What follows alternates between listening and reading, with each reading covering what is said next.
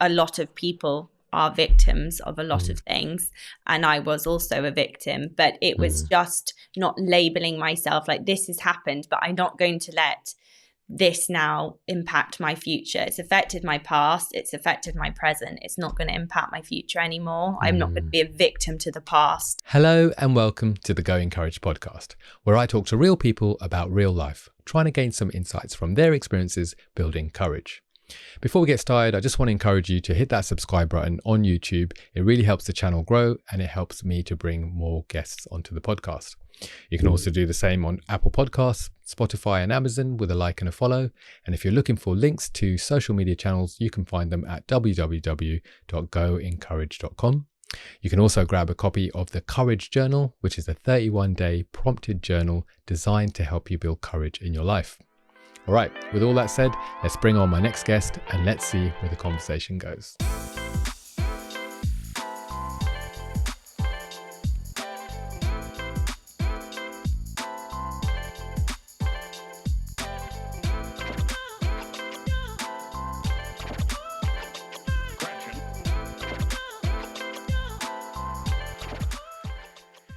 All right, today I'm joined by Gabriella Cronchey, who is the founder of the Vizuri Method.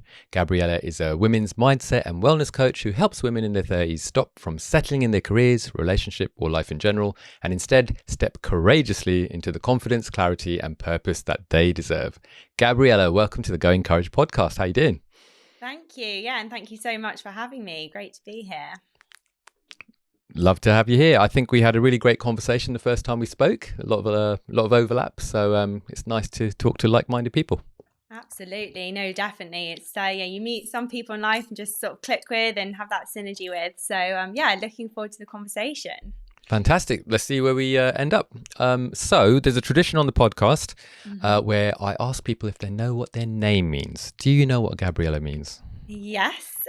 God is my strength is what Gabriella means. What a meaning. Wow. Does that resonate with you? Does that mean you know something? What? This year it's resonated with me more than ever. So I love that. Yeah, definitely powerful. Okay. Reaching out for that divine strength, hey? Yes, absolutely. Okay. Yeah. All right. I think I was looking it up over here, and it also translates to the heroine of God, which is quite cool considering you're a women's mindset coach. Yes. So that's perfect. Quite cool. Love that. Yeah. You might be the heroine to many women out there who need some support. So. I hope so. That's a lovely way of putting it. Yeah, definitely. And then also it says here it was inspired by the Archangel Gabriel, who delivered important messages. So you could be a message bringer. Who knows? Gosh, I think I might need to, update my Instagram bio.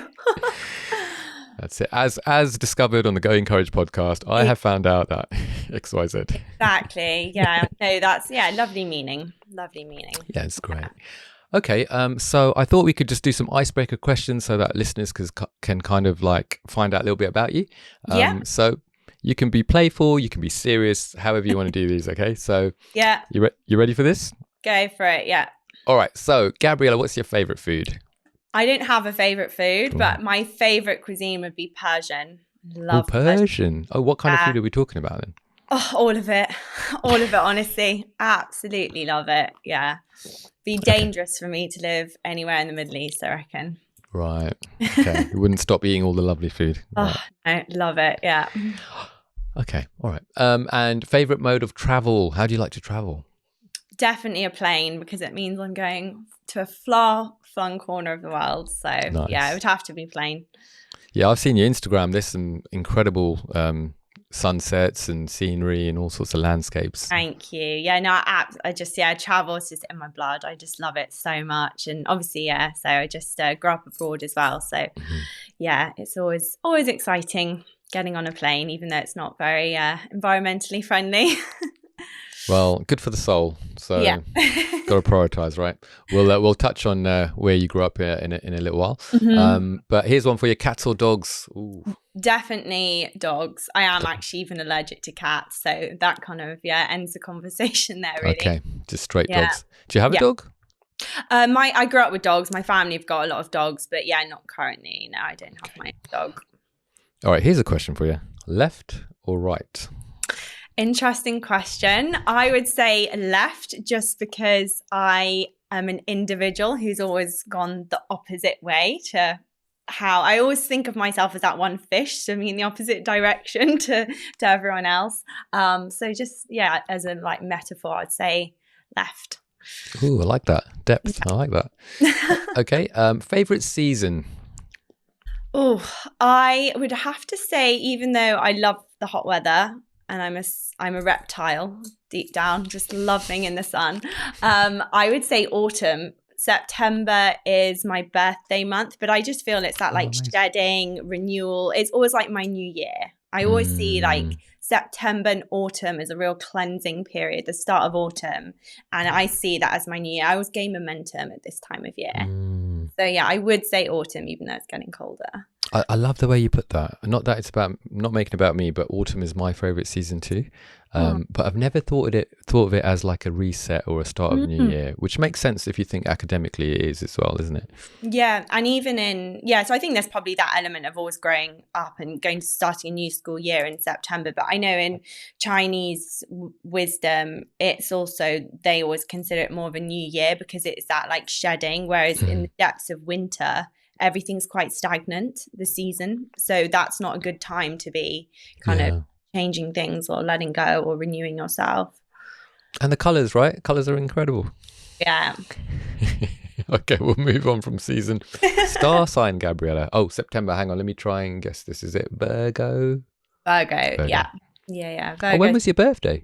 Because it's September now. Yeah, it was 19th of September, so a week ago today. Oh, happy birthday. Thank you. Just turned 32. Amazing. It's a great age. Yeah, no, definitely. I would say my 30s are now becoming my favourite decade so far. So, spoiler alert, it gets better. Oh, good. Oh, that's positive to know, because usually you hear the opposite. Exactly. And I think I'm a bit like yourself, the fish that swims in the opposite direction. I'm like, oh, things are going to get bad now. I'm in my late 20s. Oh, things are going to get bad now. I'm in my 30s. And then just pushing on the other side of 40, I'm like, oh, that's it now. But it's not, honestly. The lessons and the experience that you take with you, like they're with you as you go on. So you don't have that, earlier on in life. So this is supposed to be icebreaker questions. Sorry, my bad. Are you a dress up or a dress down sort of person? I would say dress down if we talk like day to day. But I do love dressing up when there's an occasion. But yeah, I'm not every day. Fair play. Are you known for being early, on time, or a late person? On time. On time. Okay, nice. Bang in the middle. And what's a special place for you? This would be interesting because you like traveling. Yeah, I mean, I'm fortunate. I've sort of traveled to a lot of amazing places, but I would have to just say Kenya because, spoiler alert, that's kind of where I grew up. That's always home. So, yeah, that will always be my special place. Nice. I've never been, heard great things, but never been. Yeah, definitely have to go. Obviously, I'm biased, but of course, always recommend everyone to go. I'll knock on your door and get some tips later on in life. A book, movie, or TV show that you'd recommend? So currently I'm reading Sahil Bloom's 5 Forms of Wealth. Okay. And that's really interesting. I'd really recommend it. It literally goes into kind of every facet of life and, what constitutes a good life and what is wealth and, how important it is to have lots of different forms of wealth in your life beyond financial. Because I think often, thinks it's all about the money, but there's a lot more wealth, to be had in life. So yeah, it's a book that resonates with me a lot and I'd absolutely recommend it. Sounds great. 5 forms. Or 5 types of wealth. Yeah, 5 forms or types of wealth. But yeah, Sahil Bloom. But yeah, all right. Great book. I'm just writing it down because if you're recommending it, I'll put it in a link in the description so people can check it out as well. All right. And then what made you come on? What made you decide to come on the Go Encourage podcast today? Yeah, well, obviously, like we kind of said earlier, we had a kind of great initial conversation, a lot of sort of synergy, and what your courage stands for is really resonates with me. So yeah, I was excited to have a really interesting conversation and unpack life and courage and all the good, bad, and the ugly with it. So yeah. Totally. Yeah. Cool. Well, I mean, I can't guarantee it's going to be interesting, but I'm hoping it will be. I'm sure it will be. And then final question for these icebreakers is, have you, Gabriella, subscribed to the Going Courage podcast on YouTube yet? I knew that one was coming. I'm sorry, not yet. And I certainly will after I'm on the channel. So No, pause it now. Go and subscribe. No, I'm kidding. I love that question. I just love putting guests on the spot, right? On the spot, yeah. Exactly. So if I want 100,000 followers, I'm thinking if I get 100,000 guests and just sort of, corner them into subscribing, then it's a win, right? There you go. Yeah. It's on my It's a long strategy. All right. Let's move on. So origins and journey. This is what I'm thinking about, getting to know your background. So do you think you could share a little bit about your upbringing, where you were born, where you grew up, what kind of influenced you early days? Yeah. So as I kind of alluded to earlier, I grew up in Kenya, which, was an amazing childhood, very different obviously to kind of growing up in England. And I grew up there, went to school there until secondary school, and then when I was 14 I actually came to boarding school in England, just because there's a good level of education here compared to kind of what was on offer in Kenya. And I then spent kind of the rest of my education in the hybrid, going back and forth between England and Kenya. And yeah, that was obviously great as well, to have that, because everywhere brings, something new to the table. Obviously I had an amazing education. But yeah, it was definitely kind of ever since about half my life I've been in a kind of hybrid between the two countries, and that whole cultural, influence of both of them basically. But yeah, and it was an amazing childhood and very different to how, I literally grew up on the edge of the national game park. So, to open your curtains in the morning and see wildlife, and you would, drive to school through the park. And it was very unique, and an outdoors lifestyle, obviously with the good weather and in the sunshine. But obviously it's still a third world country, so that came with its own nuances and complexities as well. So yeah, like everything, it's a double-edged sword, but I would say, very fortunate childhood, for the most part. I was going to make the joke, are you talking about London, where you open the curtains and it's wildlife outside and you don't know what's going on?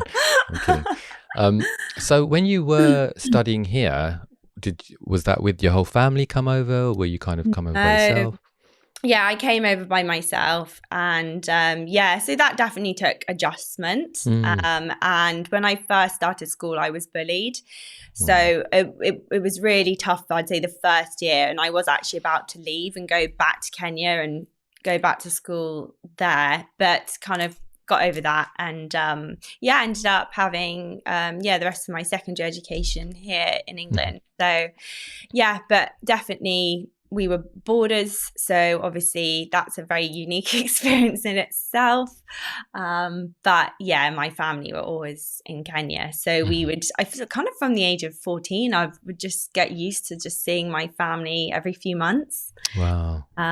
So I kind of never really think about that until you speak to someone else and they find, I think that's quite alarming. But I just kind of used to it since about the age of 13, 14, just to this day still see my family every few months. So yeah. And I guess I'm curious from a courage perspective. At 14 years old, you're in a different country, you're by yourself, you shared a little bit there that you experienced some bullying. So I wonder, what lessons you might have learned from that, what kind of challenges helped you push forward? Yeah, no, that's a good question actually. I think it was the first time obviously in my life you sort of challenged in that way, and resilience, that probably taught me about resilience. Definitely grew up quite fast, maybe in some ways, from like a kind of emotional intelligence perspective. But I would say it was just kind of the resilience and kind of realizing you're stronger than you may realize at times, and the power of perseverance. And I suppose you're having the courage to kind of stay in an environment for a long period of time, that was very challenging. And missing your family and being homesick. And so I think that's probably served me well in later life as well, to be honest. I'd like to think I'm quite a strong person, certainly very resilient. And it probably does stem back from that sort of time, I'd imagine. Yeah. It's incredible how our teens set us up for the future as well, good or bad. I mean, I don't like to think in just those black and white terms, but yeah, the kind of things that we go through, how it impacts us later on. Yeah. Okay. And in terms of the bullying, sorry, it's just a topic that's coming up a lot in my world. Would you say that was because you were different? Is that where it stems from? Yeah, no, it's interesting you asked that, because when you kind of reflect and think what caused that, and I really do think I was definitely very much the odd one out. And also secondary schools in the UK start in year 7, so whereas I was joining in year 9, so the girls in the boarding house had been living together for 2 years and they knew each other very well, and I was sort of a new starter kind of coming in from Africa, and it was different. So and I think the people in question, they were also going through challenging times in their own lives as well. So, you can see how things unfold. But and it was definitely tricky. And then obviously just being in a different country, a different city, a different place without your family. And it's definitely a new school, it's kind of all at once. But it was... it turned out to, ironically, after that first year or so, I ended up loving school and making some great friends who to this day are still my really close friends. So, and I'm still in the same city of Bath. Hey. Now, you're in Bath? Okay. Yeah, I'm in Bath. Yeah, so I ended up falling in love with kind of the city as well. So it kind of worked out for the best, but it was definitely a tough start. It's a gorgeous place, by the way, Bath. Yeah, it's lovely. Right. I think before we move on, just to make the connection that, I love the wisdom later on in life, looking back, that, whoever was doing the bullying, you could see that there was stuff going on for them as well, which shows a great deal of empathy and compassion there. But it's true though, isn't it? People deal with fear in different ways. Some people will run away, some people will hide, some people will attack based on fear because of their own intimidation or whatever that triggers for them. So, very difficult to be a 14-year-old. Joys of teenage years, hey? Yeah, and I wonder if we ever really let go of them. Yeah, no, it's true. And actually, you're the first person I've even spoken to about that in such a long time. So, I just kind of forget about it. But actually, it probably does still play true 15 odd years later. Here all day. What can I say? Can you? Sorry, hang on. I've skipped ahead a little bit. So when you were younger, did you have an ambition, or did you imagine what you'd be when you grew up, so to speak? Yeah, I was thinking about this, and I think there were 2 careers that I thought I would go into. I used to be such a bookworm when I was a child, so I was like, I'm going to be an author and write a book. Amazing. And the second one was being a radio presenter. Oh. All things. Yeah, maybe that's because I love talking and just talking to people like we're doing now. But those were my 2 sort of ambitions that I can remember when I was younger. And then sort of life happens, doesn't it? And you just kind of forget about them. But that was definitely okay. I mean, they're both still on the table, right? Exactly. I know there's a book in me. Yeah, I'm convinced. Yeah, for sure. And you have a great sort of broadcast voice as well. So I know off camera we were talking about you potentially going into the podcasting world. Cough, cough. I'm happy to help with that, or do a collab or something. But that's great. And then in terms of your coaching, I think there's a book in you, right? Thank you. Yeah, hopefully that would be, I'd be a proud moment to be able to say I've written a book and published one. Yeah, fantastic. Okay. And then what does family or community life look for you now? So it doesn't have to, I know you said you only see your family a couple of months after a couple of months, but friendships and things like that, your social circle, what does that look like for you? Yeah, so like I said, kind of just because of the disparity in kind of location, my kind of immediate family tends to be every few months. Having said that, my sister does live in England, so I see her a bit more. My brother and parents do come back and forth as well. And we are close as a family, we're always chatting on WhatsApp and things like that. So it's not like we don't speak, or anything like that. But in terms of, I've noticed growing up, as I've grown up, it's sort of the circle decreases in size but increases in value. And I'm just much rather have a set of really good, close people in my life, whether it's, friendships or family or romantic partner, just having a really core, good group of people. So that's what it looks like. And I also really believe in having people in your life from all walks of life and ages as well. As I've grown older, I've got friends who are in their 60s and 70s, and I've got friends in their 20s, men, women from all walks of life, different countries. So yeah, I would say, and that is really important to me. I don't like to live in an echo chamber. I don't aspire to do that either. And I also don't want to be, pretend to have lots of friends that are not really genuine good people. So, I love that. Not that I'm being competitive, but my oldest friend is 94. So oh wow. Oh, and he gives it to you straight. Does he? I love he's that. full on like, what are you messing about for? And you're like, okay, yeah, stop it.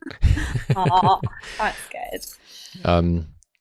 No, I can resonate with what you're saying. It's interesting, isn't it? Like, I think, sorry, Zuckerberg, but I feel like Facebook's a little bit of a dead platform. But there was a point where you're having so many connections on there, and you think to yourself, are these guys really my friends? Like, are these actually friends? Whereas I think having 5 to 15 connections, and of that will be a small segment that will be your ride or dies, so to speak. It's a much more fulfilling way to spend your time, isn't it? Absolutely. Yeah, I know. I think it's very important. Okay. And then, right. So you want to be an author, broadcaster. What is it that you actually do now? So as of today, I'm a women's wellness and mindset coach, where I'm coaching women specifically in their 30s, because this really is kind of there is a real sense of urgency in this decade, particularly for women, whether, it's around fertility, finances, career. And through my own lived experience, I really appreciate how urgent this decade can feel. And often what then ends up happening is, and I've seen it, firsthand beyond myself with, women I meet or friends or family, where you end up living a very kind of misaligned lifestyle. You end up, backing the wrong horse or on the wrong train because you're basically scared and fearful that if you don't do X, Y, or Z, you're not going to fulfill your ambitions of, say, being a mother or, doing this in your job or whatever. So yeah, that's what I've launched this year, and absolutely loving it. And yeah, it's a very exciting journey. Incredible. I guess with my man realm, let's call it, I have some thoughts or ideas of what might be creating that urgency, but I'd just like to ask you straight up, like, is there a pattern that you see that women in their early 30s, mid 30s, late 30s are portraying in terms of what is it that they're trying to achieve? Like, what's the fear that drives them forward? Yeah, well, I think we've been given, particularly for like millennials, obviously I'm a millennial, and our generation has been given mixed messages. So I think we grew up as like, women can do it all, you have your high flying careers, and then what happened as a byproduct, or has been happening, is women have been leaving everything else kind of off the table, not being completely cognizant of biology, which has not changed, whether we like it or not. And then they end up in a position where they start panicking when they realize, actually, I do want a family, but it's too late. They end up going expensive IVF journeys, or they end up staying in the wrong relationships. But equally, I don't think there should be any scaremongering, and you shouldn't do anything just because of a biological clock. But I think there's been these mixed messages, and I've been recipient of that. And I think, kind of women have struggled with that because you kind of don't know how to navigate it. And a lot of it, there's a lot of societal conditioning. There's a lot of, influence, whether it's parents, media, culture. For example, if I go back to Kenya, they're typically, if I'm speaking to like an average Kenyan, they're horrified I haven't had children by now, because I'm 32. I go to other parts of the world, I was in Morocco, a few months ago, same thing, whereas here people are, oh, don't worry, you've got bags of time, so it's interesting. But I think it's important, if a woman does want children, you do have to be cognizant of this time. I think it's probably in some ways the most critical time in a woman's life, because you do have a window of opportunity that will eventually close. And there is just you can't get around that. It's just a fact, unfortunately. Yeah, but, and I guess... Yeah, swings and roundabouts. I guess from a evolution perspective as well, we're a species that has instinctively the desire to survive, right? And part of that is reproduction and legacy and things like that. And what we found, I couldn't put a number of years on it, maybe thousands of years, is that people are having children much later on in life on the whole anyway, especially in more, let's say, Western countries in comparison to Eastern ones. So yeah, you can definitely see the societal impact that would have, just in terms of people's mindsets and judgment and things like that, from what you're saying.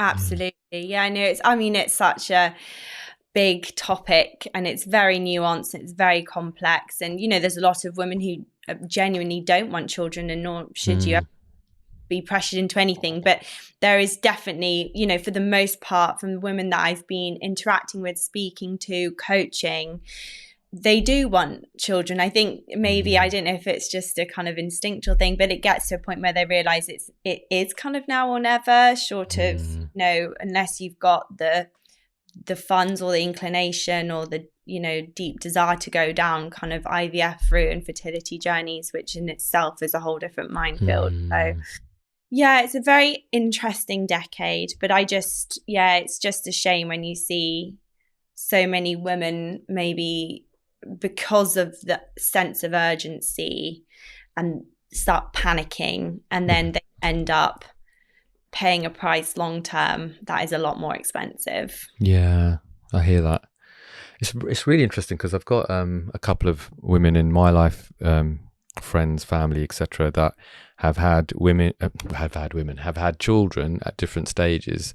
So one of them had children, I think 22, 23, and then I think has had 3, but then by the time she was then in her early 30s, she'd had the children, maybe not built much of a career, but now has spent the last 10 years, she's probably 40 something now, building a really good career in a particular field.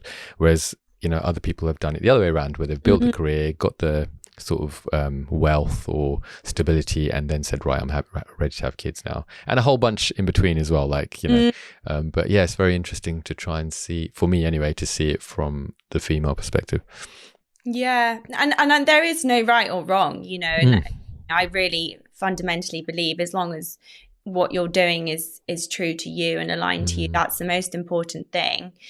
It's just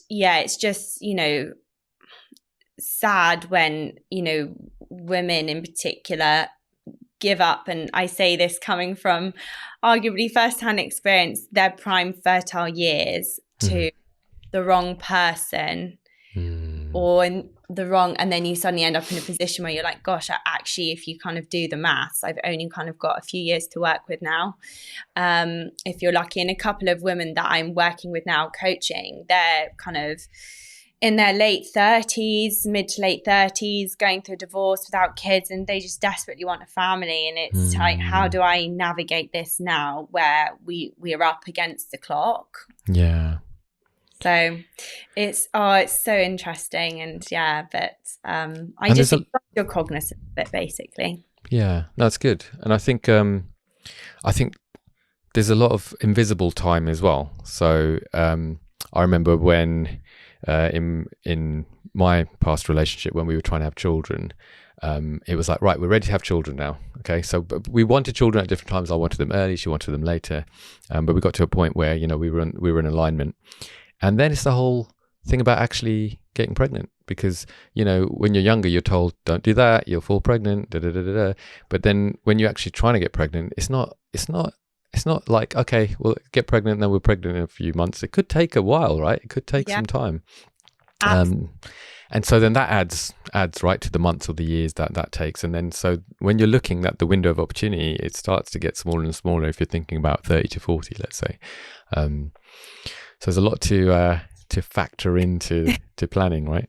Exactly. Yeah, no, that's the thing. And you just have to hope you can get pregnant. Like you say, it could take a long time, or you just may not be able to. It's just I suppose you don't know until you try. But yeah, it's just it's an interesting one. And just like personally, it might sound like I'm sort of desperate to have children. I think quite the opposite. I've been very much someone who's always been never in a rush. I've always seen children and marriage in my future, and I would absolutely love that. I think I'd regret not having that, but equally, I definitely at a point, like, if it didn't happen, whether it was because you didn't meet the right person or because I couldn't fall pregnant naturally, I wouldn't let that ruin my life. It's not like the be all. I don't feel my purpose here is to be a mother, but I would absolutely love to be a mother.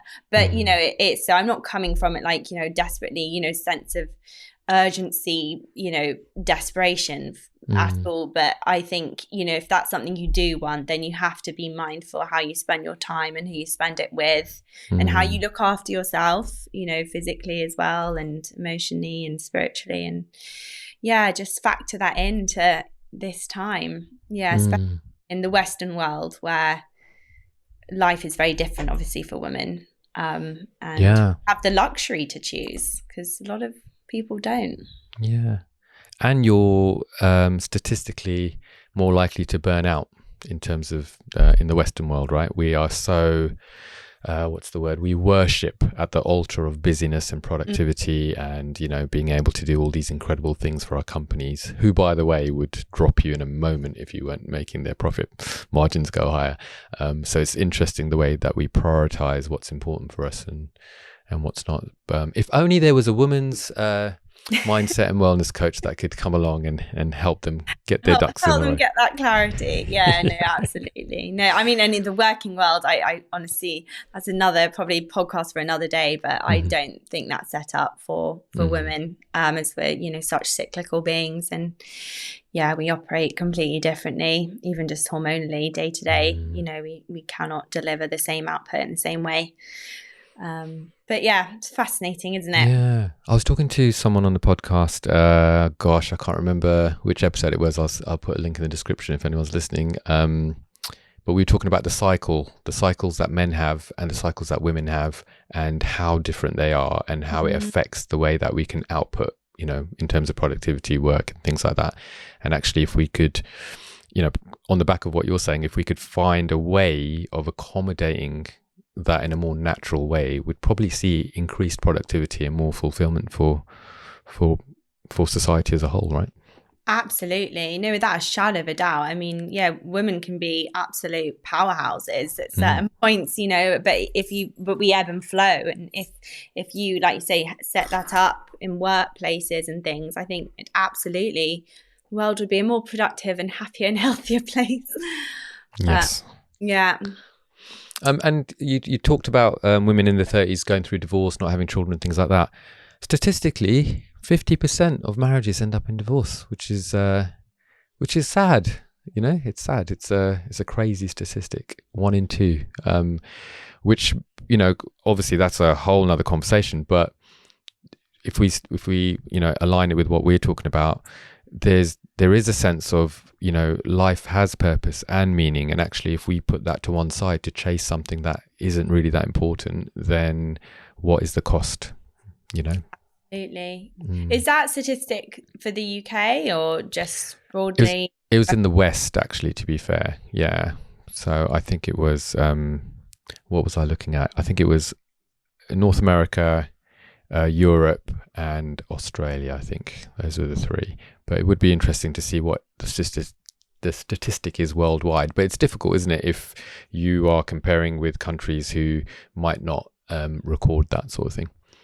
Absolutely. Yeah. No. Oh no. It's sad that that's 50%. Wow. Yeah, 50%. Which kind of actually, that's a whole nother conversation. We'll pause it there for another time. But let me ask you. So, in terms of courage itself, the word courage, what does that mean to you personally? I would say, for me personally, it means living life that is true to you in whatever guise that is. That is what I see as courage, where you are living life on your own terms. Wow. It takes some courage, to be fair, right? I don't know where your mind goes, but for me, just hearing that, it's like, oh gosh, I don't want to put anyone out by doing that.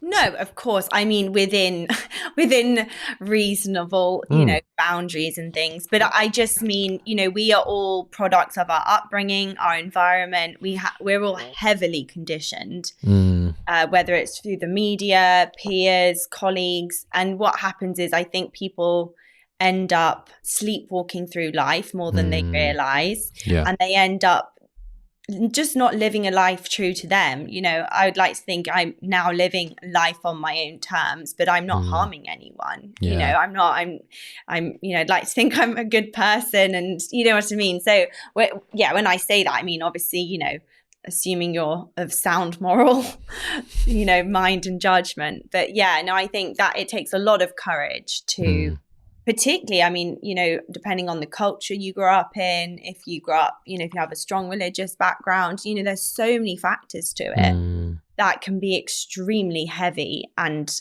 shackling.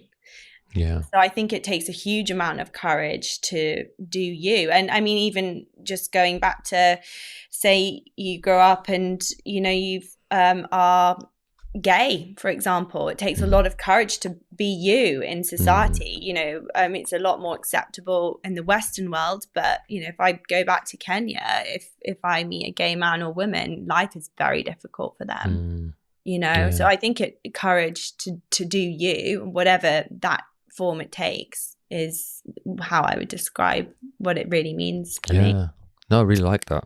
And I think my initial reaction says more about me than it does about your statement. Because, if I'm thinking, I don't want to step on anyone's toes, well, actually, we all exist. We have the right to be who we are. And if that means, if your initial thought is, I don't want to be a burden, there's some work to be done there as well. It's like a spectrum, isn't it? Either you're loud and proud and you're good to go and you have to rein it in a bit, or you're I'm not worthy, but actually learning that you are, and there's some middle ground on both sides. And I would argue, if you're getting quite philosophical about it, you're more of a burden not being your true self than you are being your true self, because I think when people are not living in alignment, you're just not particularly happy or content, or you're not fulfilling your potential. And most people are good people, and when they're thriving as they should be, I think often then you contribute a lot more to society and the people around you in a really positive way, even if it's just as down to as simple as how you show up every day. You're in a good mood because you're doing work that inspires you, that you enjoy, that you're helping someone, or whatever it may be. But I think so often people are carrying around things that then how they show up and treat others is more negatively impacted than if you're actually just yourself, your true self. Yeah, which links to earlier on in the conversation when we were talking about bullying, and we were talking about how people operate out of fear, right? If they're secure in themselves, then there's no need to project onto someone that you don't understand or who's quite different. Even links to being a gay man in Kenya. If people are secure in who they are, there's no real rhyme or reason to take people out just because they're different to you. No, exactly. And I think,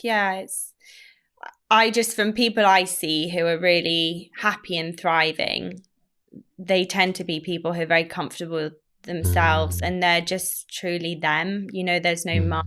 They're not trying to do something it's coming from a good place because it's from a place of integrity. Yeah, what a great goal. That's the goal, right? That's what we all want. We'll aim for that, yeah. Can you share a moment? I mean, you can have a few moments if you want, if there's a few that come to mind, but can you share a moment where you felt you personally had to step out in courage and overcome a fear that you had inside? There's been probably a few times throughout my life, but I'd say probably just because of all the kind of conditioning we were speaking about prior to the podcast, but stepping away from the traditional corporate route and starting a business, becoming an entrepreneur, that took a lot of courage. It definitely took me quite a while to just sort of take the leap and jump in with 2 feet. You get a lot of judgment, you have the instability of income, but I'd say that's probably, something that really sort of pertinent in my life the last few years, and just staying true to yourself and like having faith that you can do it especially if you don't have that support network championing you on. That takes a lot of courage to be like, I'm gonna have faith, I'm gonna bet on myself, basically. So let's zoom into that a little bit, because I think it's a journey that a lot of people toy with.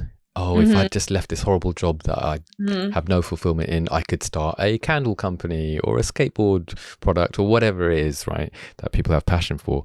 But it's that fear of not having a stable income, of going out there on your own, not having a line manager to keep you in check, all that kind of stuff, not having HR to bail you out if something goes wrong, all that kind of thing. Was there a moment for you? Was there something that pushed you over the edge and said, right, I'm going to go for it? I'm going to jump? Yeah. So, I mean, in terms of becoming an entrepreneur or starting this business, so I graduated from university and I had, to be honest, I was so naive. I thought the corporate world was going to be super glamorous and, I got a job working in an asset management firm and I thought I was off to the races. And it was definitely a big shock when, I started kind of working in that environment. But I just remember it just kind of hitting me, thinking like, as time went on, I just found it so soul destroying. And I just kept thinking that there has got to be more to life than this. And I think, as I was sort of speaking to earlier, I'd spent my entire sort of secondary education, university years having the flexibility to kind of come and go between the UK and going back to Kenya to see my family. And obviously when you start a job, I think I had like 20 days annual leave a year. And it really dawned on me. It's like, right, I either don't see my family or I don't go anywhere else, when I have my time off. It was very limited. And I was like, gosh, there's got to be more ways to work. It can't be so restrictive where you have to be in the same office. And because probably of the nature of the business, we were literally just tracked and every minute of every day. We literally, you had to clock when you went to the bathroom, when you took your lunch break. Goodness. We had to pledge productivity every morning like we were robots, and we'd have data like how much time was spent on each bit of software that day. And, I just remember it was so claustrophobic and I was like, I just need to break out of this. And obviously it wasn't quite, I didn't then become an entrepreneur. I kind of meandered my way out of the corporate world, weaned myself off with a couple of different jobs. But that was the moment. I just vividly remember just being in that office on a sort of bleak winter's day. And I was so unhappy. And I thought, I can't do this for the rest of my life. And I can't be here, and just kind of stuck in this situation with very limited time away from the environment.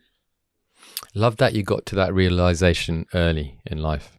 Others do too, but sometimes, it's much later in life, and, linking to what we were talking about before, your options sometimes become limited because of the time and whatever stage you're in at that point in your life. So that's great that you're able to do that. And it speaks to alignment, doesn't it?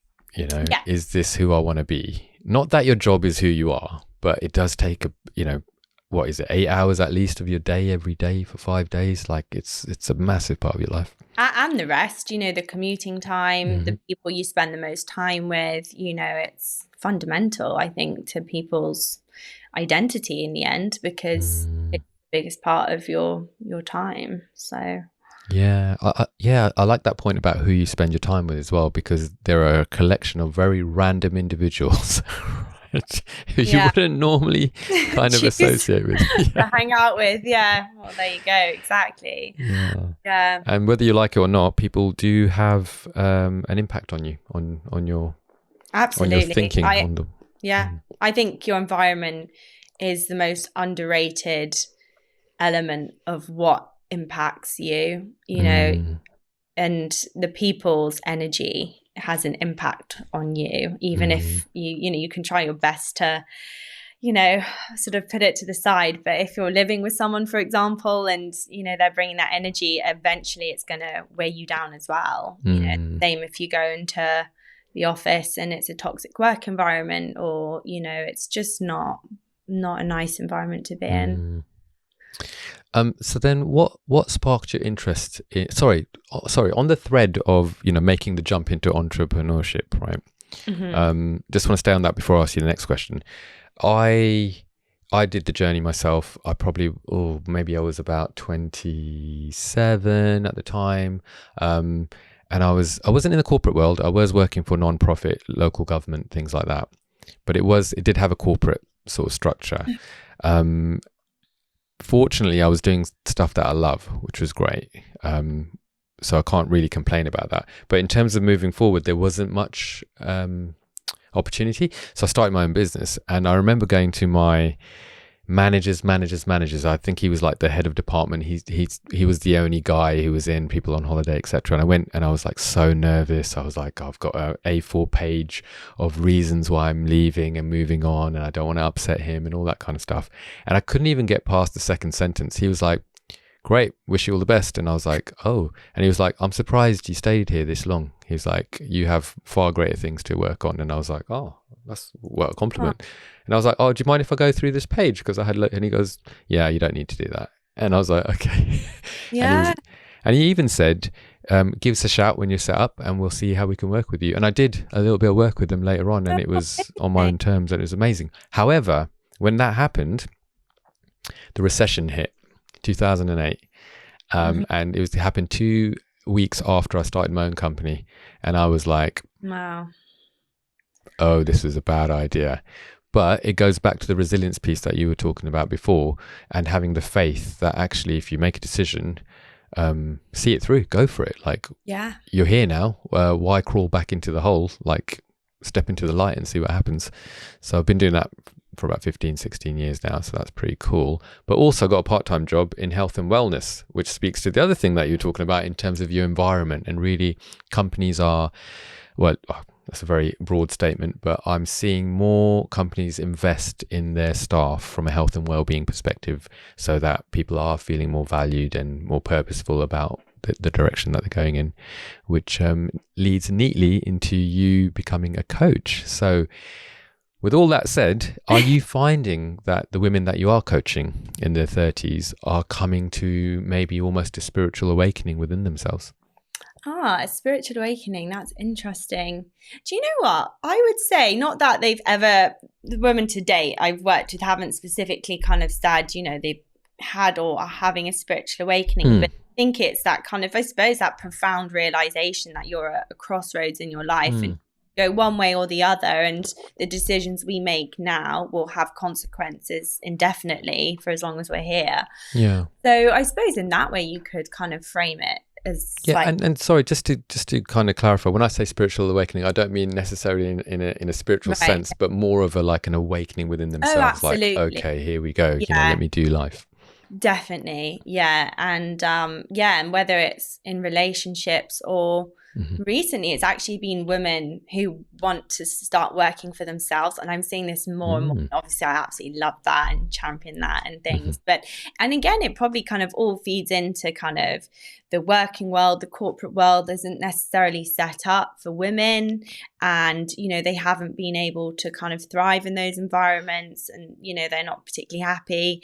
And women tend to be, I mean, everyone I believe does have a lot of creativity within them, but it's like awakening that, and what can they bring to the table, and how can so that's been quite interesting. Yeah, and it ties into the idea of alignment again, doesn't it? Like, who are you? Who is your authentic self? Yeah. And the courage to be true to who you are. So totally on brand. Love it. So let's talk about the Vizuri Method. Am I saying it right? Yes, Vizuri Method, yeah. Well, why the Vizuri Method? What does that mean? Yeah, so Vizuri is a Swahili word for well-being. So obviously it's kind of a nod to my heritage and my roots in Kenya. And it's kind of framing well-being as holistic. And I fundamentally believe that our well-being is so holistic. I think often it can be seen quite binary. You think about someone's like physical health, for example, and they'll zoom in on that, but then ignore all the other facets of their life, which could be extremely detrimental. So for example, you could be physiologically extremely fit, healthy, eating right, but if you're in a toxic relationship, you will not thrive. Period. Like, it's just not going to happen. So I kind of fundamentally believe that our well-being is emotional, spiritual, psychological, as well as physical, and it's taking a look and accounting for all facets of your life, bringing it all together and try to nourish that environment so you can really thrive. So that's where the sort of name comes from. But in terms of the coaching, so currently my coaching offer is a 3-month sort of one-to-one, very bespoke coaching program where I'll work with women, and obviously whatever person I'm dealing with has different outcomes, goals, desires, and problems, so it's not a one size fits all. So it's very kind of bespoke program to really kind of gain clarity, rewire their mindset, start kind of designing life on their own terms, getting them going in the right direction whilst we're in this very kind of, I don't want to say pressure cooker, but this window of time where you want to start taking some action. And the coaching that I kind of do, it isn't fluffy. It's, it's not full of theory or endless reflection. I spent my 20s doing that. I did not move the needle.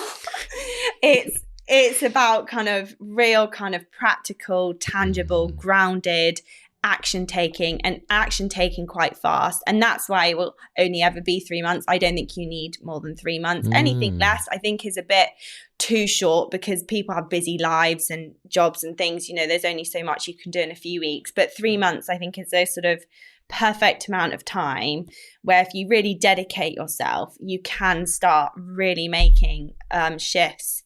And it came off the back of my personal experience where, within about 3 months, I completely, literally everything changed in like the best possible way, because I suddenly was like, gosh, I'm in this situation at my age. I need to make sure I don't waste any more time. So that's kind of in essence what I'm working with women at the moment doing. So amazing. I took a moment to write that down, actually, that 3 months time frame being enough. That's brilliant. Yeah, because I think it may have been a post on your Instagram. You talked about 90 days, which is 3 months, isn't it? And having that set period of time to really go for it, which I think creates some energy as well, doesn't it? And some movement to actually get something done, as opposed to, like you said, theorizing or, it's like when you're on Amazon or, whatever, and you're just taking ages to decide on what you want, and then you end up getting nothing. Or, the classic people who binge watch, they search for a program but don't actually watch anything because it's taken them an hour or two. But then this gives you like a set period of time where it's like, right, we need to move because we have a goal. Yeah. Absolutely. And I think there are some coach programs like 6 months or even more, but we don't have time to waste at this point. Like you say you did want to meet someone, you did want to start your fertility journey, another 6 months down the line could be make or break in terms of, it could take a while to, have a family, whatever it may be, or move into a different career so you can get maternity leave in time. We don't. So I just think, let's get it out there. 3 months, let's smash out the park and start making tangible changes in your life. And it does give you, it's that sweet spot between, it's not too short because there's only so much you can do any less than that, but it's not this endless, because my goodness, did I spend so much time, I think I read every personal development book under the sun and I tried everything. Nothing worked, because all I was doing was just, I think it made me feel good because I was thinking, oh, I'm taking action, I'm doing this, but I wasn't actually taking any action apart from reading the book, for example, or listening to the podcast. So, it was only when I started taking action that you have that inertia and that momentum. That's so interesting. I listen to a lot of podcasts, watch a lot of videos where it's a how-to, or how to get better at this area of life, or etc. And what I've tried to do very recently, is ask myself before I press play, is do I actually have space to action anything? Oh, that's good. I like so that. For example, if there's a podcast about how to invest or how to get better at saving, etc., I have to ask myself, but am I going to be able to actually action that? And if not, should I add it to my save later, put a little thing in my calendar, and then listen to it when I've got maybe that evening free, so I can actually do some Excel spreadsheets or whatever. Because it's more likely that I'll do something about it. Otherwise, it's going to be in my head. It'll make a nice conversation somewhere, and that'll be that. Yeah. Oh, that's a really good. Yeah, I'll adopt that tip. Actually, that's quite a good way of. Time is our greatest resource. Yeah, push it out to your clients. Just, a little throwback to Go Encourage. It's all good. Absolutely. Yeah. Full circle moment. Yeah. Full circle moment. Okay. And then, right. This is probably going off some of the stuff that you put out there online. And this particular question was around you talking about chasing careers that look good on paper, but actually feel empty. So what are the steps of courage that are required to work towards something that's truly aligned in your nature? So I know you've talked a little bit there about the 3 months and having, we've explored a little bit about having some action, having some deadlines, but is there something within them that you kind of encourage them to have in terms of overcoming fear or anxiety around moving forward? Yeah, I think it kind of starts with the premise that, and sort of the wisdom that leaving behind the old version of you, whichever that may look like, whether it's your identity in a career or in a relationship or whatever, is actually one of the bravest things you can do, because until you are willing to let go of that version of you, you're not going to be able to change anything else, because you're still attached and held back by the past or by that identity. So I think it's really important when I start working with women, it's the mindset piece, because that's really what transformed my life, was transforming my mindset and rewiring it and completely reframing it. But it does start from that real kind of letting go of the old identity and moving forward in a different direction. And that's not saying you're going to have it all figured out. I've certainly learned healing is not linear, but that is something that has been one of my big life lessons for 2025. But it's a movement in the right direction, and it's those incremental changes and reframing that compound. And then suddenly you can look back in like 6-12 months, you're like, gosh, I've done this, or here I am. So yeah, I would say kind of that's the initial point that I always try and encourage women to think about is, it is uncomfortable, but you're going to have to start getting comfortable and accepting a different version of yourself, particularly when you often have family or friends who have a version of you in their mind. And as soon as you start meandering away from that, it's can often rock the boat, or you can get a comment thrown in and think, oh, maybe I am that person, but actually you're not. You can always grow and change, like the labeling theory in criminology, you're given an identity by other people, but it's very brave to move beyond that. And it's, often we feel safe playing to what we know or who. Yeah, I resonate with that a lot. I think for me, I've been, down the road of like 2.4 children, the big, the golden couple, the marriage, all the rest of it, and all that kind of thing. And then I find myself, and the house, the drive, the cars, the office in the back, etc. And if I'm being really honest with you, like I'm in a place where I don't have a place. I'm starting from scratch. I've lost all of that. Single parenting, co-parenting, in a place that I never imagined I'd ever be. But that doesn't mean that the version of myself in the past is not still part of who I am and what I've been. I really love what you said about letting go to make space for what's in front. Right. And you can only do that if you do let go. Otherwise, you're holding on to something that isn't alive anymore. It's kind of like, I don't mean to say it like this in any derogatory way, but it's almost like a dead weight. It's like shackles, isn't it? And you could still celebrate, look back and look at incredible times and all the positives, but you can also acknowledge that there were, big barriers, big boulders, whatever analogy you want to throw in there that led to the outcome that, you're in. And so I really like your way of framing that in terms of what does this new version look like, and do you have to attach your identity to something that might not actually be in real terms now? Yeah, exactly. Well, thank you for sharing that. But I think it's it's that classic saying, you can't drive the car forward if you're always looking in the rear view mirror of your life, and of course it's a part of you. And, I do think, I personally do believe we're all kind of our life's journeys mapped out. I certainly don't regret anything part of my life, because that's my story. It was it couldn't have unfolded in any other way because it didn't, and that's me. It's part of me, but it doesn't mean I now have to carry that forward going for, like you can completely shape your future. At the end of the day, we only get one go at this. So, you've got to do the right thing. And sometimes that means sidestepping before, you can kind of keep going on an upwards trajectory. But I think of life as seasons as well. Sometimes you're in winter, sometimes you're in spring and summer. It's just the nature of the beast. But if it's the best time, we're in autumn. And if it's the best time, we're in autumn. Yeah, I love that. And I think that phrase, healing is not linear, is so releasing, isn't it? Because I think, again, going back to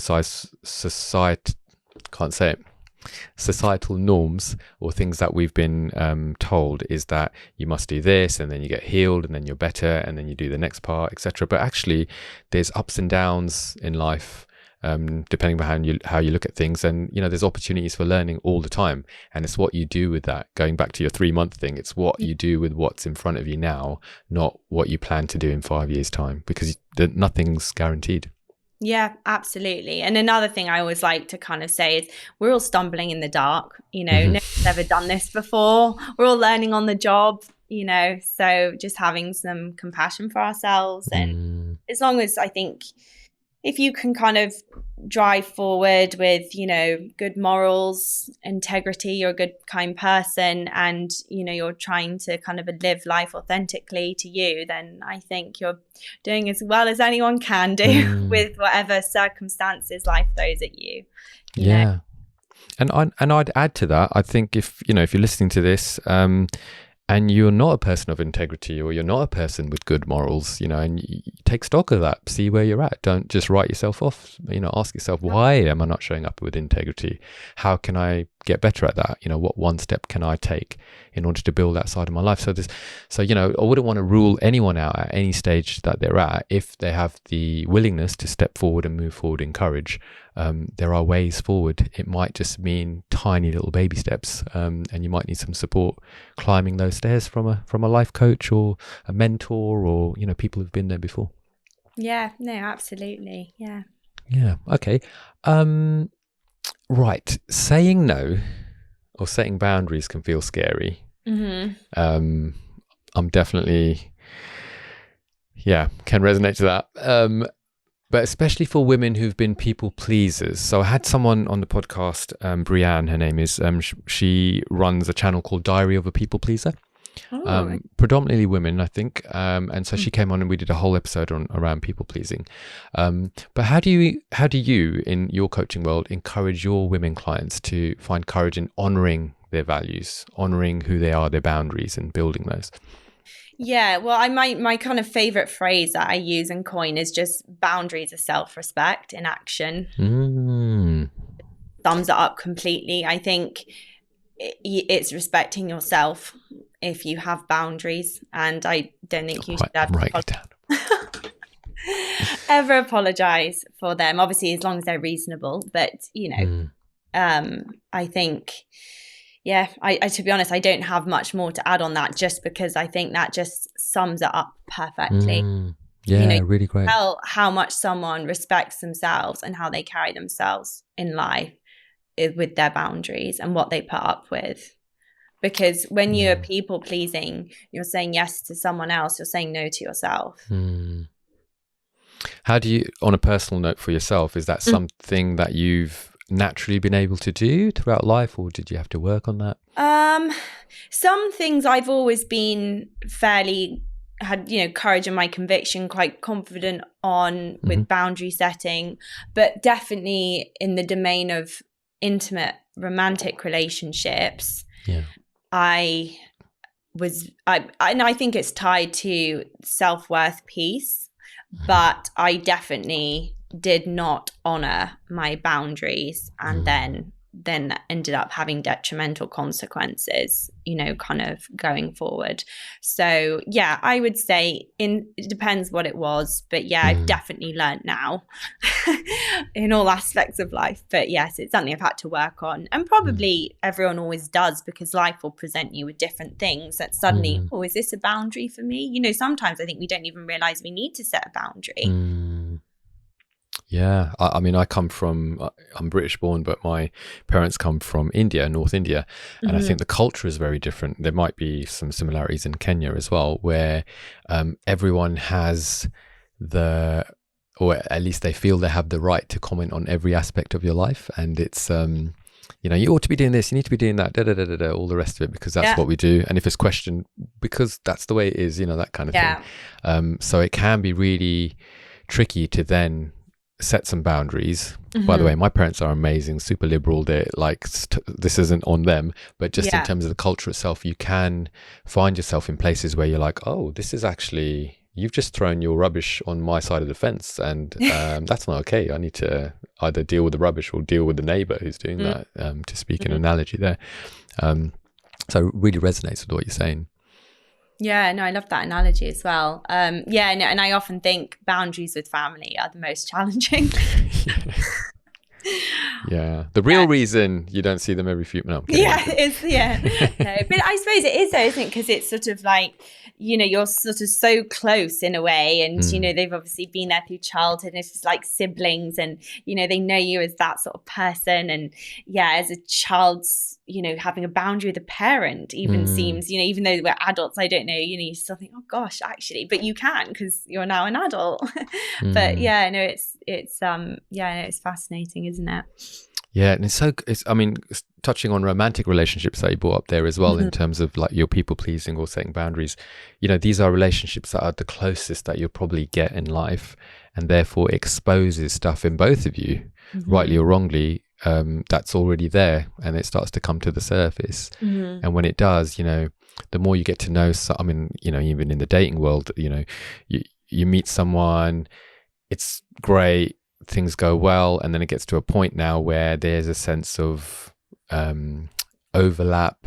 What's us, what's you, what's me, that kind of thing. And our egos can get involved. There could be a sense of ownership, not ownership of a person, but you hear what I'm saying. And that's where then it starts to go, well, actually, this is my boundary line. This is what you can and can't step. And it's it's a dance, isn't it? It's a tricky dance, because you're trying to do it in such a way that's full of grace and kindness, but then you don't also know what's in you. Exactly. That has to come out. So yeah, or when that you're is the challenging one. Sorry. Or when you're triggered, sometimes you might meet someone because you've never, and suddenly you're triggered. I didn't even realize that was a thing for me, but it is. Yeah. No, it's a balance. Respecting other people's boundaries as well is important. Yeah, I think attachment styles really has helped me and quite a few people I've spoken to understand those triggers and where they come from. So there's a book called Attached that I'd strongly recommend. Oh, you're smiling, you're nodding. Yeah. Yeah, great book. It's a great book. But yeah, really opened my eyes to get to know myself better as well moving forward, which is good. So you posted about being 30 plus and not having the ring on the finger. And we've already talked about this being a pattern with clients and your lived experience. Is there anything from your experience that you have nuggets of wisdom to throw out there that you haven't already? Yeah, I would just say, sort of feeding into kind of the podcast title itself, is courage in a relationship is not settling because of a timeline or external pressure, and knowing that it's okay to leave any situation that doesn't serve you, rather than, it takes courage to do that, particularly when you get into your early 30s and, everyone's expecting you to be getting married, starting a family, or, you might have been with someone for many years and, it's a natural thing to do. So I always say to any woman, it's just never worth the pain or the, you know what I mean, to ever, lack courage and stay in a situation and play small. So yeah, that would be mine. It's just because there's a timeline, and yes, there is. Always be the first person to say we need to be cognizant of this if that's what you want your future to look like. But I would never ever advise any woman to stay in the wrong relationship because of that. So yeah, that's what I would say, is have the courage to walk away from anything or anyone that's not serving you. Yeah. Of any other pressures.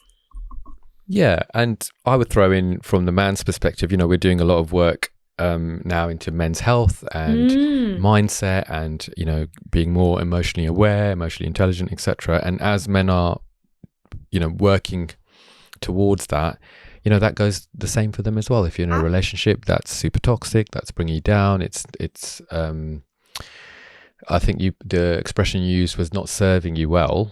And I think I don't want to speak for you, but I think what we're saying when a relationship doesn't serve you well, we're not saying that the person is not treating you like a king or a queen. We're saying, listen to your body. Intuitively, whether or not this person is good for you or not. Like, you really do know if you listen to yourself. And so actually, if that's not working out, the encouragement is to walk away as amicably as possible in a way that you can, go off and not have World War III erupt between you, ideally. But it is, isn't it? It's as we're working more with men, it's allowing them the space to be able to I guess, navigate that difficult time. Absolutely. Both ways, yeah. And of course, I mean, obviously, I'm only coming from it, because I'm coached women. I know. But it translates to everyone, men and women alike.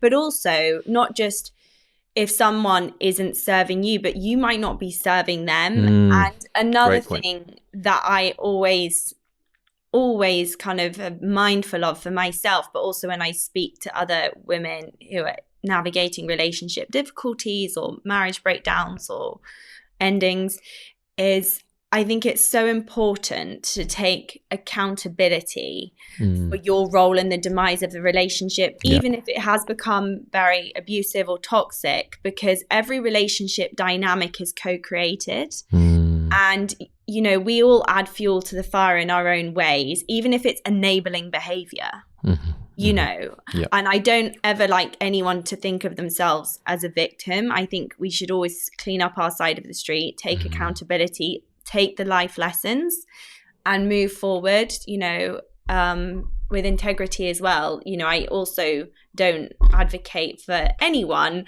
to be a victim, because then going forward, they have this lingering resentment, woe betide me. But actually, let's just look at yourself. How did you show up in that relationship? What can you improve on if you want to then meet someone and have a very healthy dynamic with someone else? Because, you know, it takes two to tango. Yeah, well put, really well put. Yeah, and I guess with that in mind, when you do move forward, you're moving forward with information and awareness about yourself and what you bring to the table in terms of mess, right? So that you can clean your side of the street, so to speak, like as you eloquently put it there. Okay, and then in terms of picking yourself up, starting back over, please feel free, you know, comfortable to talk about whatever you want to talk about. And I don't mean to pry, but I know that on your socials, you have been talking about, you know, ending a long-term relationship and then having to pick yourself back up again and move forward. Is there anything that you could share from either experience or experience with clients where, you know, people have been able to do that successfully? Was there a pattern around that you saw? So I'd say, well, firstly, courage is everything in that whole process, which I think is really important. And I think in terms of, so go back to your question again, it was more just like, is there one thing in particular that can kind of help pick yourself up again? Was that the question? Yeah, and I think, I hate to say one thing, but are there things, you know, because I don't like to put too much pressure on one thing being the everything, but, you know, what kind of things come to mind? Yes, we're talking about courage, but there might be other things that sort of play into that. Yeah, well, kind of actually what we were speaking to. So yeah, I think obviously having courage to kind of move on is the first step. That was going to get you out of that situation anyway. And knowing that, you know, there is a better life on the other side of whatever situation you're in. And that comes to the faith element of, you know, having faith that it's going to work out. It will be better than what is, even though you've got all this uncertainty ahead of you and unknowns, and your whole life is going to be recalibrated. But just knowing deep down, like what you were saying, intuitively, you know, if someone's right or wrong for you, and if a relationship is right or wrong. And it's just, if, you know, having the faith that it will get better. Taking accountability for that all, you know, for the most part, most people can leave relationships and don't. I was one of them. I stayed with someone for nearly a decade, quite a few years too long. Probably always knew it was not right, but I could have left. You know, I wasn't chained, wasn't locked in the house, you know, God willing. But you know what I mean? So it's taking that accountability, right? This is where I'm in, and then reframing it, just completely reframing it. And, you know, I think it's so empowering when we don't make ourselves a victim of circumstance. This happened. How can I make this the best thing that ever happened to me? In a really genuine way, you know, because people can say, oh, I'm really happy now. Well, no, you know if someone's happy or not. You know what I mean? Just completely turning your life around, and just what can I learn from this? You know, even if it's the life lessons. And also just knowing that starting over, you know, it's not about bouncing back overnight. Healing's not linear, but it's just a step in the right direction, which is amazing. And just have compassion for yourself, and knowing that in it just before you begin that whole journey is just, I think, reassuring and helpful for anyone in whatever situation they're coming from. You know, it's not going to happen overnight, but by God, is this the right way to go, you know, and just having faith, you'll get there. Love that.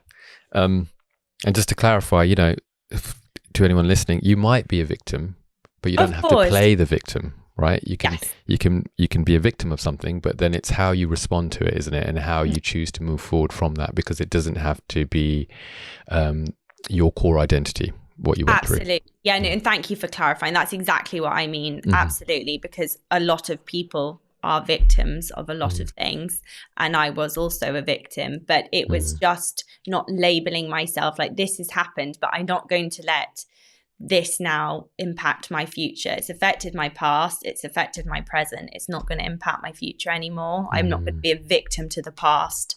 Yeah, and it takes boldness, right? It takes courage to say that to yourself, not to other people, but in the mirror, and just say, Gabriella, Rix, I'm not going to be this person. I refuse to let this take me down. I'm going to have even a teaspoon of faith to say things are going to get better, and then make it happen. Because, you know, one of the things that I've learned, and it's taken me bloody long time to learn it, is that if I don't have faith in myself, how can I expect others to, right? No one's going to come and wave a magic wand and, you know, give me the winning lottery numbers, whatever. Like, it comes down to me, you know, to make that happen.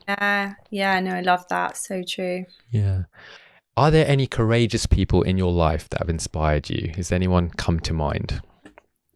Oh, that's a good question. To be honest, I'm fortunate. I have had quite a lot of, you know, inspiring people in my life at different points. But I would say my mum is a very strong woman, and she moved from London to Kenya, to the middle of Africa. And when she didn't know anyone, she didn't have any family around. As with me as a little baby, and my dad's actually a pilot, so he would often be away working, you know, for like days at a time, and she really was like a lone wolf, you know, in the middle of nowhere in Africa without any support network around her. And you know, just seeing my friends now having children and how, you know, they struggle with the kind of alienating concept that can be. It's just really have a lot of, admiration for my mum being so courageous and doing that. And she was, you know, in her mid-20s. So, wow. Yeah, so I have, you know, that takes a lot of courage to kind of leave the nest, you know, go to a different continent when you don't know anyone and have young children and bring them up, especially when your husband is often not there, you know, and it, you know, wasn't the safe, you know, it's not the safest country. There's a lot of danger, security issues and things. And yeah, she stayed there, and it's very courageous. Stuck through it. Now she'd never move back to England. So there we go. Full circle moment. Full circle. Yeah. Oh, we respect you, mummy. Yeah. Wow. Amazing. So good. Oh gosh, I could go off on a whole parenting monologue now, but I won't. But there is.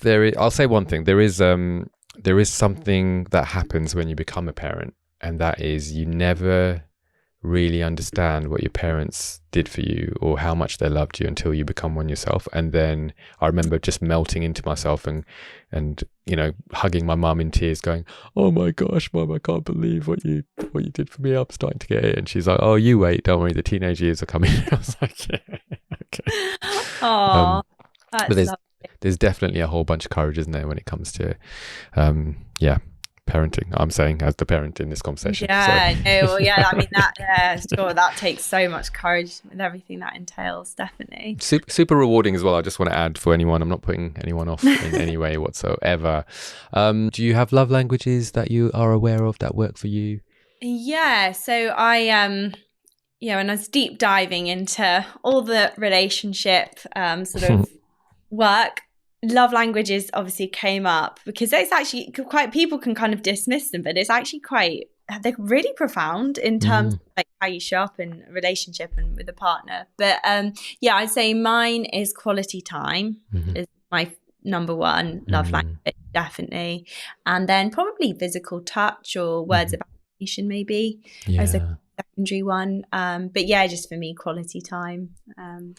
It's important. Are you a make it happen person, or are you a go with the flow type person? I used to be go with the flow. Now I am, without a shadow of a doubt, make it happen. So I learnt the hard way.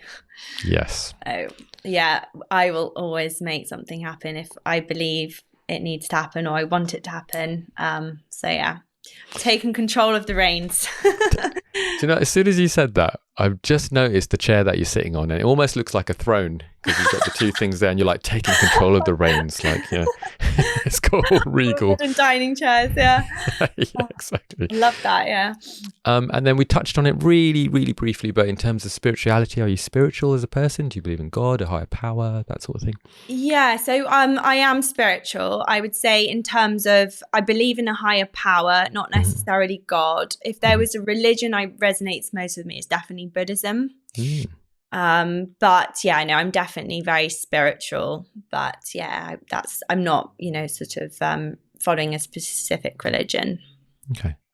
Sometimes I get asked, why do I ask my guests that question? So cards on the table, if you've been a long time listener, I do have a desire to do a series around philosophy and morals, ethics and faith. not necessarily a religion, but faith.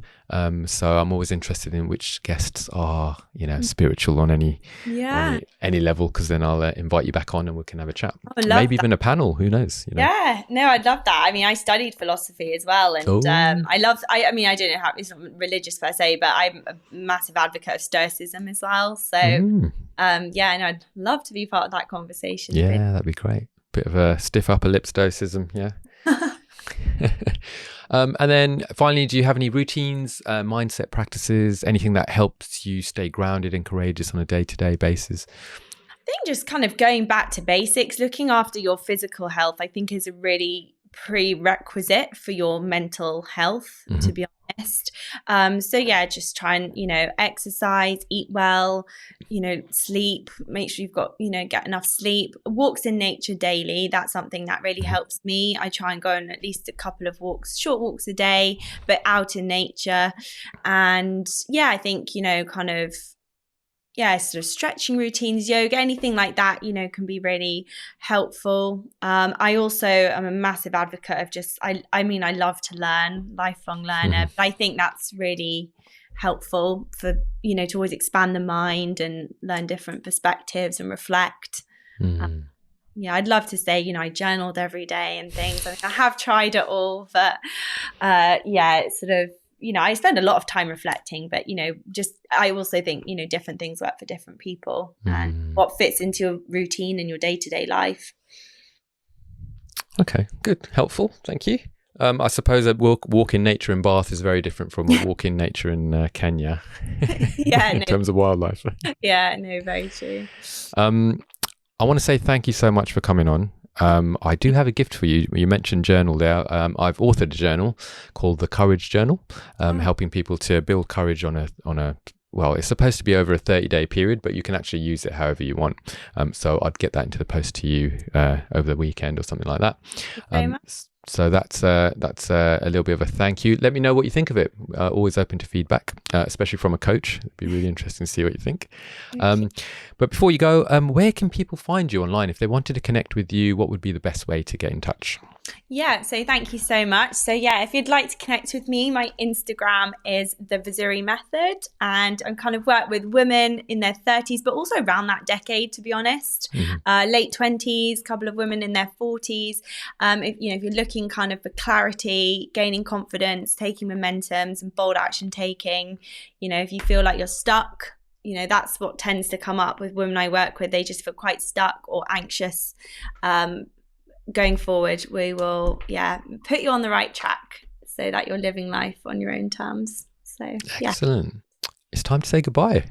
It's been a great conversation. So much. Thank you so much for having me and for sharing. It's brilliant conversation. Hopefully to be repeated. Yes, definitely. I'll have you back on. Now that I know you've studied philosophy as well, I might have to get you on that panel. That'd be really, really good.